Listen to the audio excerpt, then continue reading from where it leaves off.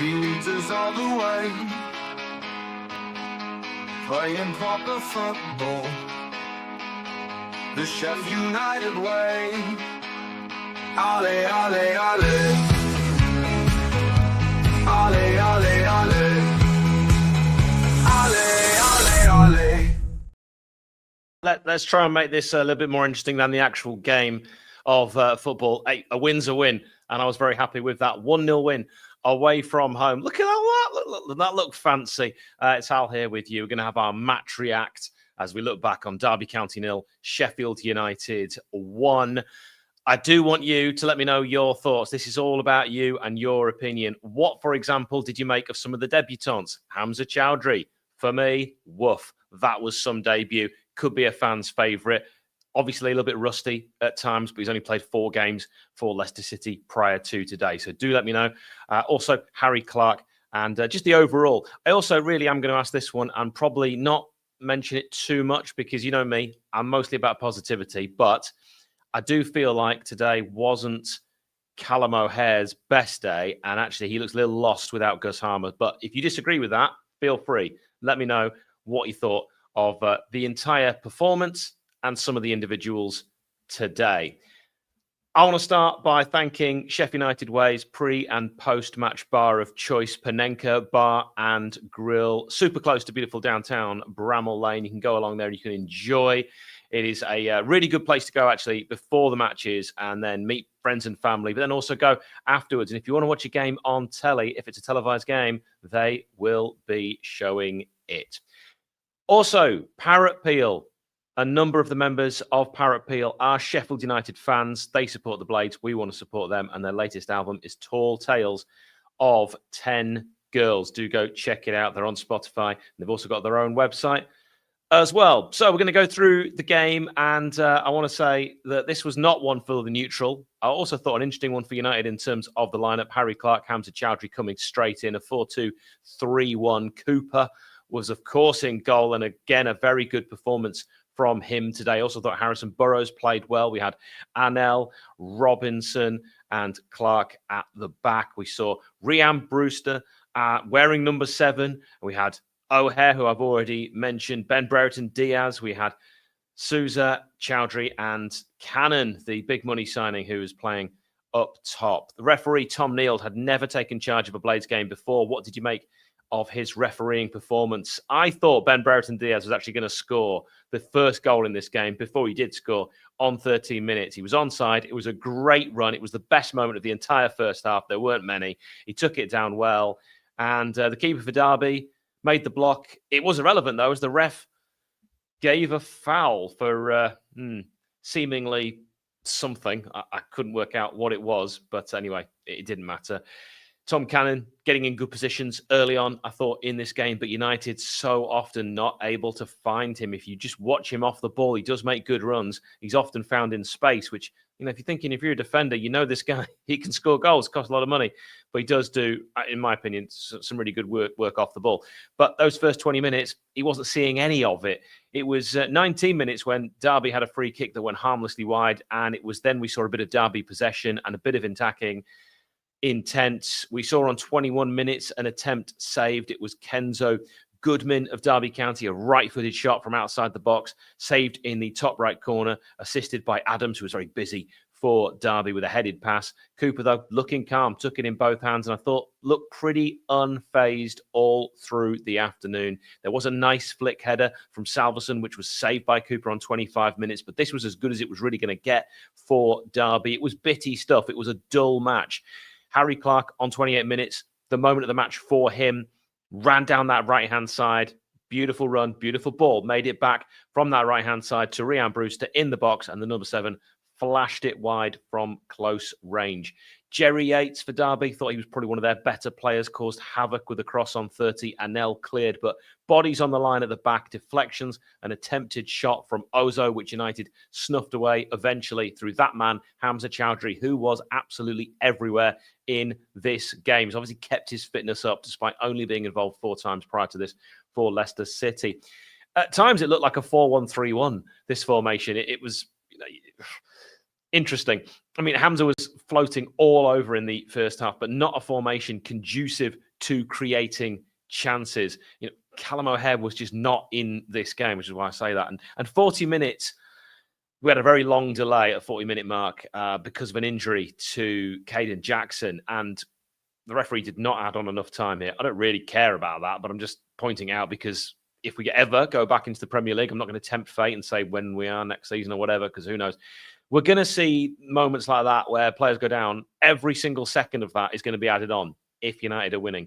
United played some nice stuff after the restart of that game at the moment at 40 minutes. I'm not going to the second half yet.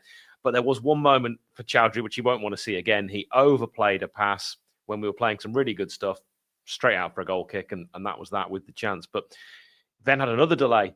Lars Jorgen Salverson went down. Referee only added on 3 minutes, despite it being far longer for the delays. Again, don't really care, but it's a bit odd. Derby had a chance to make something happen right at the end of the first half, but the midfielder, I don't know who it was, overhit the pass. And the half fizzled out. And it was not a first half that you'll buy the DVD of and ever want to watch again. 58% possession for Sheffield United in the first half, but only 3 efforts on goal to Derby's 5. But none of them were, for any of the team, were like real chances, like only 2 shots on target apiece, and nothing you'd write home about. Yet here we are. So a dire first half, dire. Good luck to anyone trying to make a highlights package of that first half. Second half, Ben Osborne, remember him, launched a deep free kick on 47, caught well in a crowd of bodies by Michael Cooper. I was really impressed with Cooper today.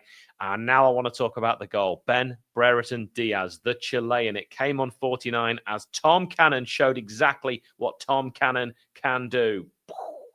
He crossed on the left, from his left.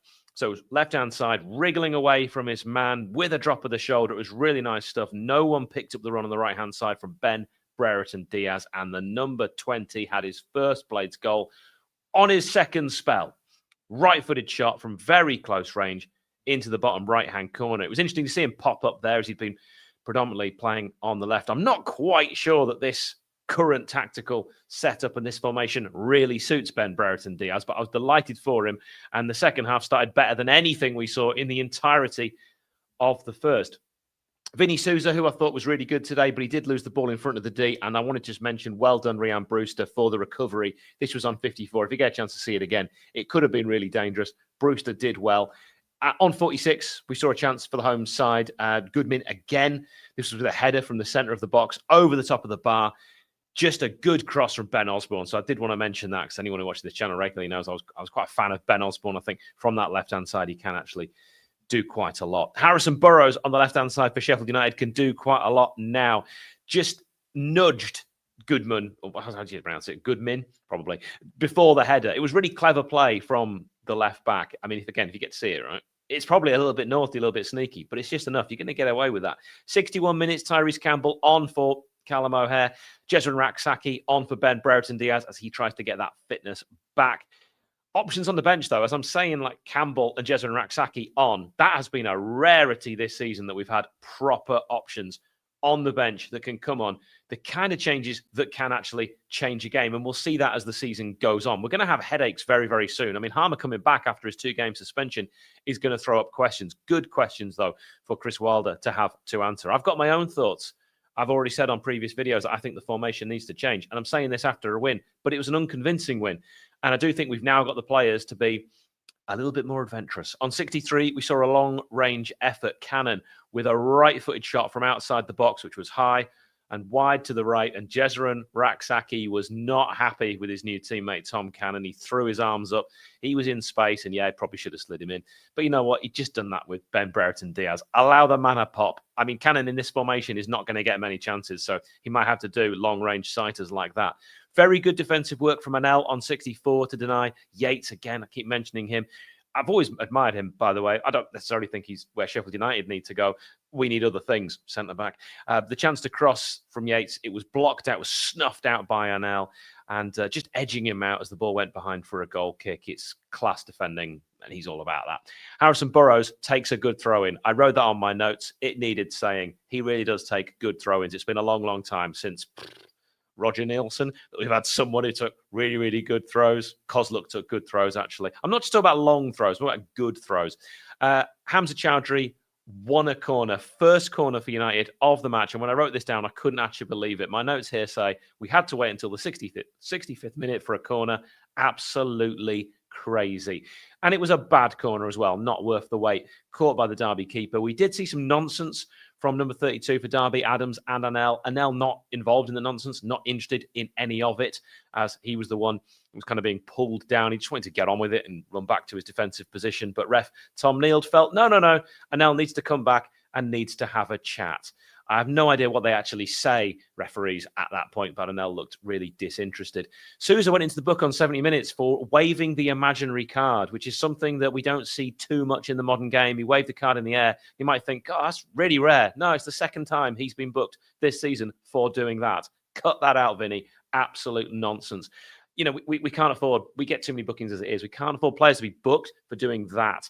Absolutely stupid. Jezran Raksaki, neat feet in the box on 72. Really like this moment of the game. He got past two players, went down. It was a fair challenge, didn't even appeal for it, but really nice to see his tricks and his skill work his way into a dangerous position.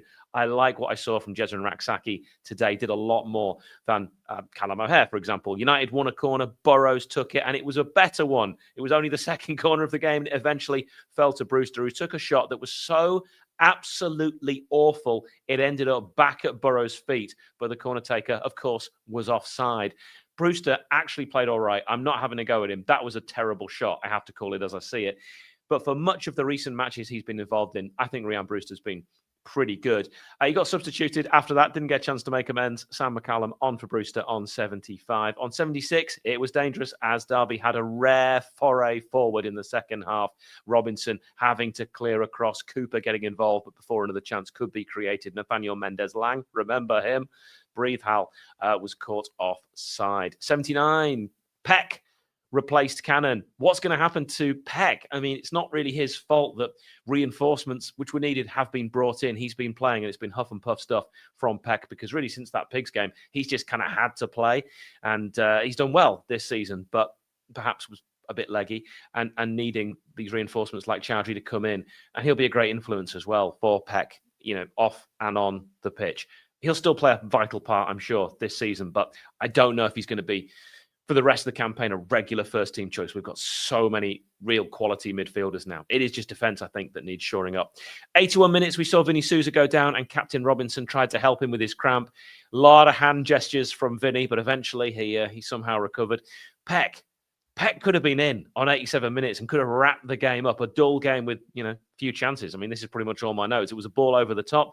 Just evaded Peck, but would have been clean through. It was a scrappy end to proceedings, but a 1-0 Blades win. In truth, I never felt like Derby would actually score against us. I know they had a few moments, but I wasn't like, you know, I just thought we were just going to be okay in this game. It was kind of back to the Blades teams of before, good at grinding out results. We didn't see that, of course, at home against Hull. And of course, I'd love us to put a team to the sword. We don't look like a side, you know, like Leeds did today, that's going to do that regularly, but there will be a match. There will be a match. I heard Bladespod talking about it, that they had a little bet at the start of the season that will beat someone by, you know, 5 or more.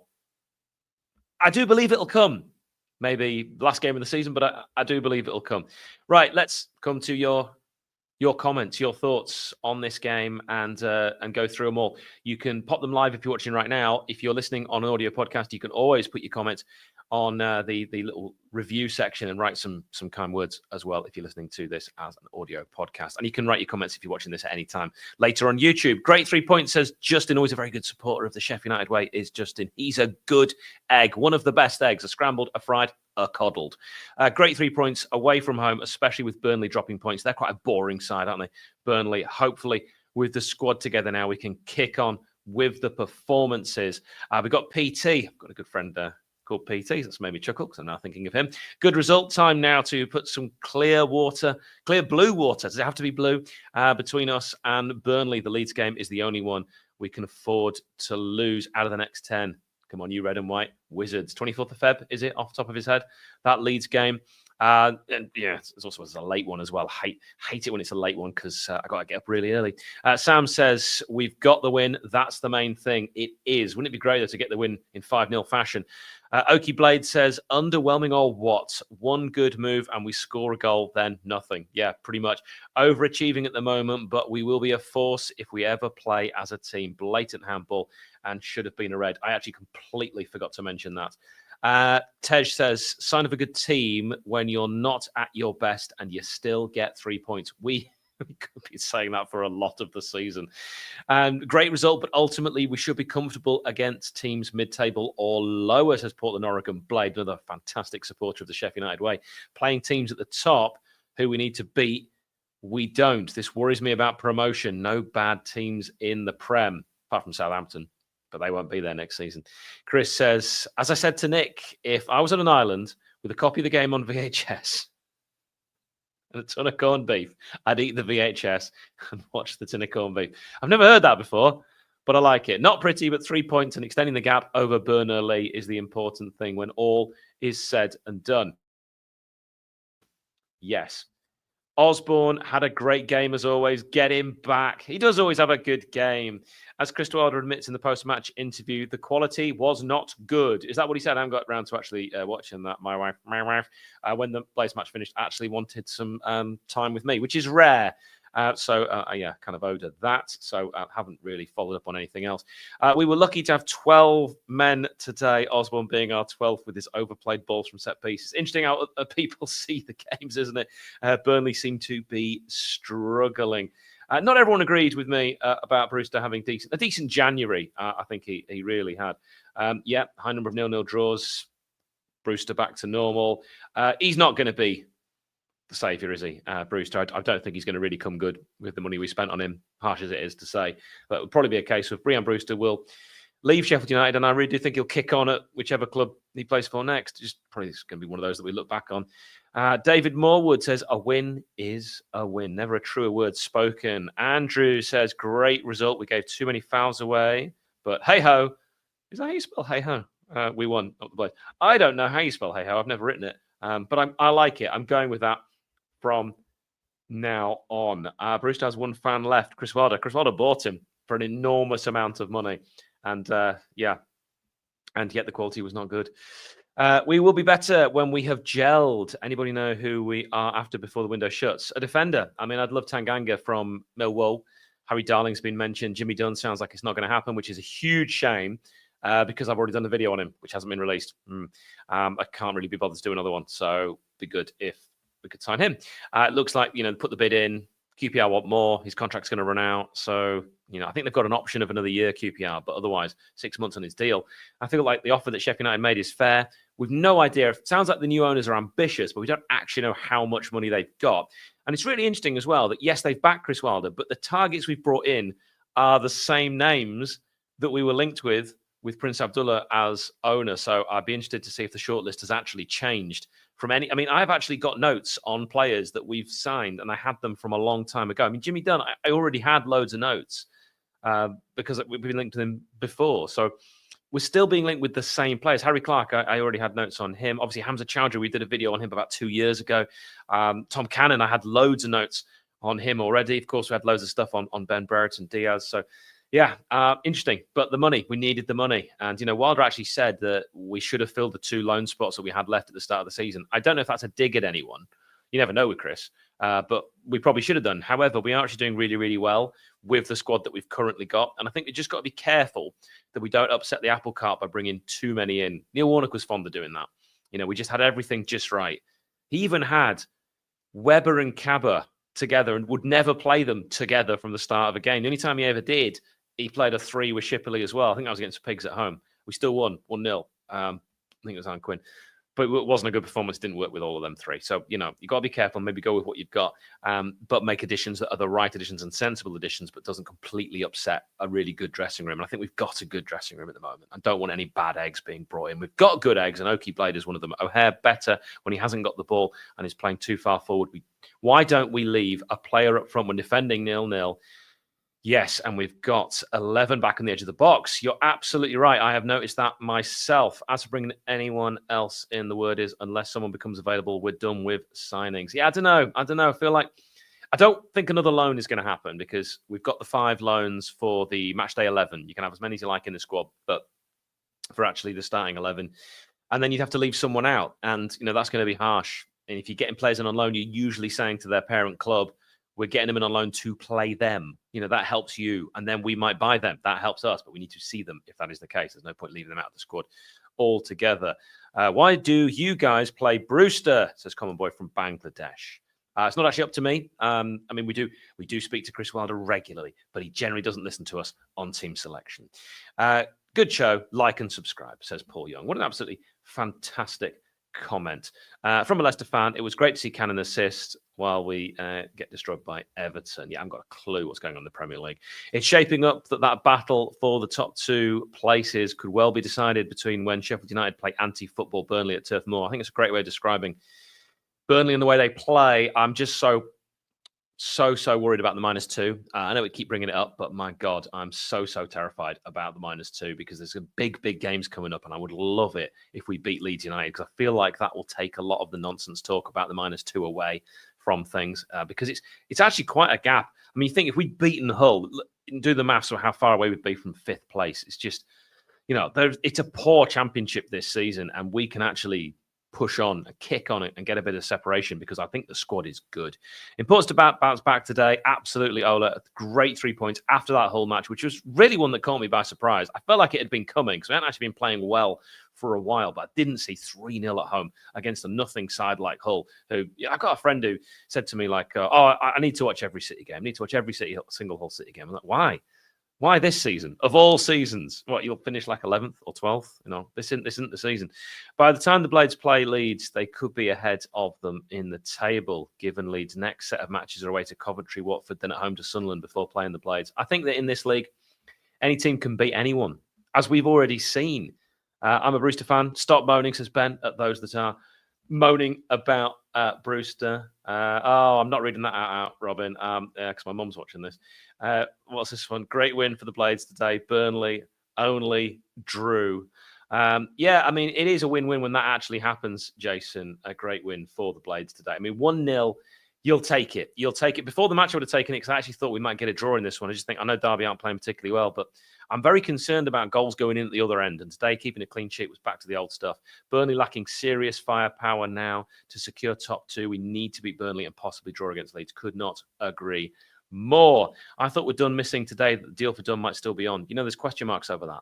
I don't know. Danny Hall has said that deal is dead in one of his most recent articles, which I forwarded on to Nick and shared and went, Arr. But there's a part of me that hopes the Blades go back in for a bid with Dunn. I think Dunn's got the same agent as Alfie Gilchrist. I think I read that somewhere. That might be incorrect. And if it is, I'm the messenger and feel free to not literally shoot me. But if that was the case, I could see maybe some words being had. And, I'm sure Alfie Gilchrist has enjoyed his time at beautiful downtown Bramall Lane. I don't know what's going to happen with Gilchrist longer term. By the way, QPR fans seem to really like Dunn, so that's encouraging. Burnley's best player, Josh Brownhill, whose brother I've met, by the way. That's a story for another day. Good guy. Wasn't even in their squad today. Given he is in his last 6 months of his contract, he may well be going in the January window as he's been courted by lower Premier League clubs. Josh Brownhill, always a player that I have admired. Of course, not one we would be interested in. Midfield seems sorted. We've got 61 points. Another 30 to 32 points will be enough for promotion. It absolutely will. What's going on? Dunn was requested to leave today. I tell you what, after this game, I shouldn't have spent quality time with my wife. Instead, I should have been following developments because they have happened, apparently. There we go. One more centre-back and you guys finish middle in next season in the Premier League. Absolutely no chance. How is this now the best team we've had in our lifetime? It's not even got Eliman and Dye in it. So no. Think of that team. Sander Berge, Morgan Gibbs-White, Iliman and Dye. I don't know. And then go back to teams of old. Jan Fjortov, Brian Dean, Vaspor Bokis, Dane Whitehouse, Mitch Ward, Don Hutchison, Paul McGrath, Alan Kelly. Before that, under Dave. I don't need to list good teams. You all know good teams. He's their best player, Brownhill. Most likely goal scorer, says Robin. It is interesting about. I didn't know that about Brownhill and having 6 months left on his contract. My goodness me! I am trying to keep up with Sheffield United and Cypriot third division football. I have absolutely no chance of keeping up with Burnley's contract negotiations as well, and I just genuinely don't care.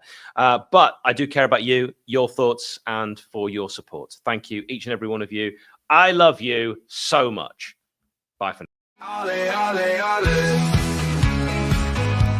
Ollie, ollie.